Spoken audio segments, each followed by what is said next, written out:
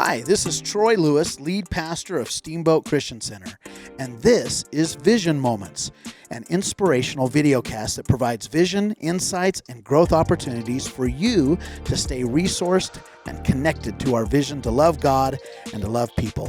Can't wait for you to hear today's episode. Hi, my name is Charley Hill. I'm the executive pastor here at Steamboat Christian Center, and welcome to Vision Moments. It's an opportunity for you to be resourced and connected with our staff, our team, our church, and our vision of loving God and loving people.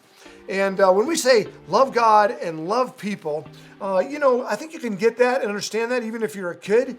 But underneath it are some really basic or very important assumptions about that. For example, when you say you love God, what kind of love is that?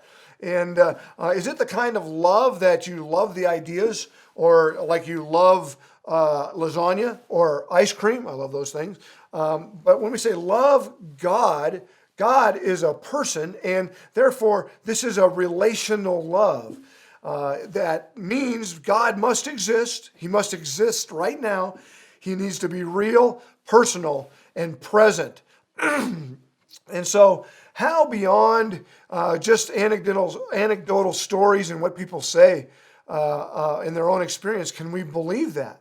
Well, you would only know, and I would only know about God in what he reveals about himself. And as a matter of fact, if you go out into nature and you start looking around in the creation, if you have eyes to see it, you will see the glory of God in it. And you should arrive at the realization that a God exists. But that's not enough, is it? We can't just worship the creation and the idea that God exists. What else do we need? Well, God knew what we needed. We needed a relationship with him in a real and tangible way. And he sent his son Jesus, who became flesh and dwelt among us. And the Bible says that Jesus is the exact representation of the invisible God. So if you want to know what God looks like, you want to know what Jesus looks like. If you want to know what relationship looks like, you got to know what relationship looks like with Jesus. It all hangs on Jesus, on who he is, on what he did, and where he is now. And how is that different than other religions? I've been reading a book called Reflections on the Existence of God by a guy named Richard Simmons.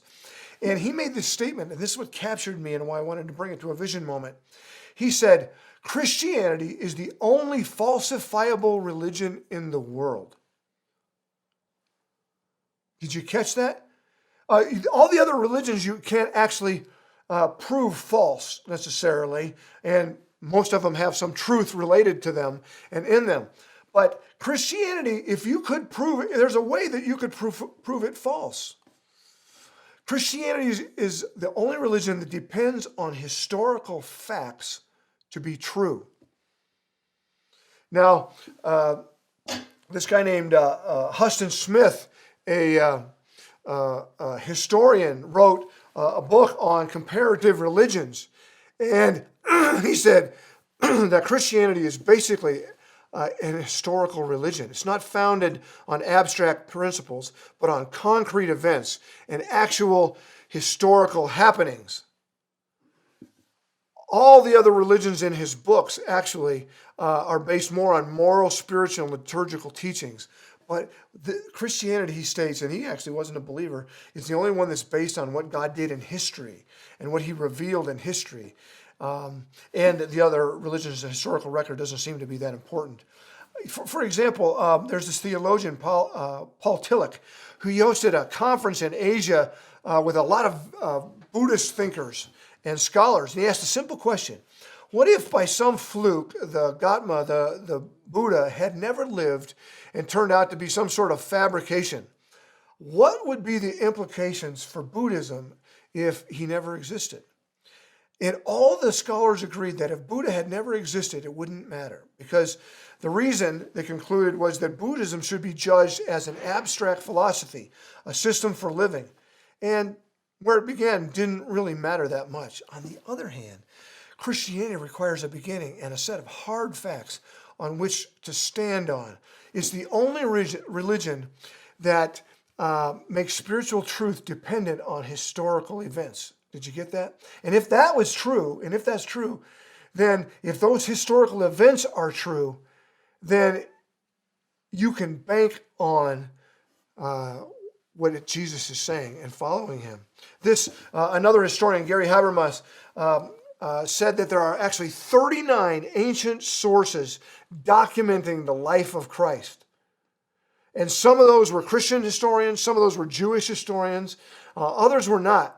To give you a reference of how much we have to go on the historical events that happened of Jesus living, him dying, and then even of him being resurrected.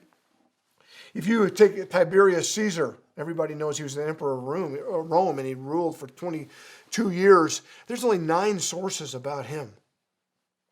It's well documented that Jesus lived, died, and even was resurrected. And as we go into Easter, this is why I raised this up, that it is based on historical events and facts.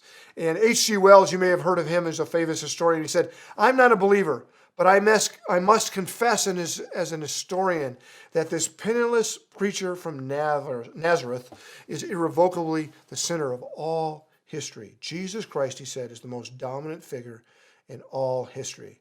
And I propose to you that because Christianity is falsifiable, meaning that if those historical events are not true, then it's also the only verifiable religion and above all other religions."